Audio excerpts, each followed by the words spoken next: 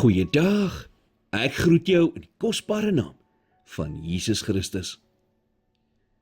Die Bybel sê in 1 Korintiërs 10 vers 13 in die tweede gedeelte, God is getrou. Nou hier is 3 woorde wat jy aan kan vashou wanneer jou wêreld in duie stort. God is getrou. Goed soos jou werk, jou beleggings en selfs jou gesondheid is alles net sand. Goed wat maklik kan vergaan. Maar God se getrouheid is 'n soliede rots.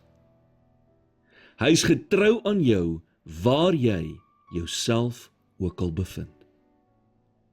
Om op God se getrouheid te fokus, weerhou 'n mens daarvan om moed op te gee. Dink gou vir 'n oomblik aan die volgende en wees 100% eerlik met jouself. Was God nie al meer goed vir jou in jou lewe as wat jy vir hom was nie? Was hy nie al meer getrou aan jou as wat jy aan hom was nie? 2 Timoteus 2 vers 13 sê, as ons ontrou is, hy bly getrou. Hy kan homself nie verloon nie. Wanneer God vir jou geskenk gee, vat hy dit nie terug nie. Wanneer hy 'n belofte aan jou maak, verbreek hy dit nie. Jy sê, maar ek het al so baie foute gemaak in my lewe. Kan ek werklik verwag dat God my sal help? Ja, want selfs al is ons soms ontrou, hy bly getrou. Voordat God jou verlos en jou sy kind gemaak het, het hy al reeds geweet van al die foute wat jy in jou lewe sou maak. Daar is een ding wat 'n mens nooit moet vergeet nie.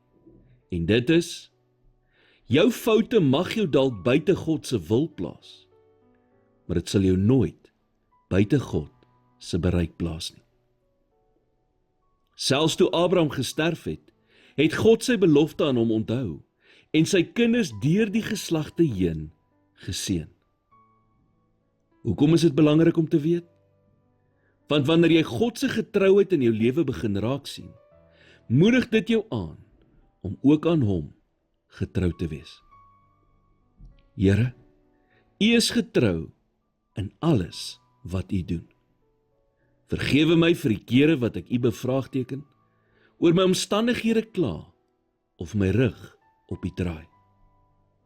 Help my om getrou aan U te wees, soos wat U getrou aan my is.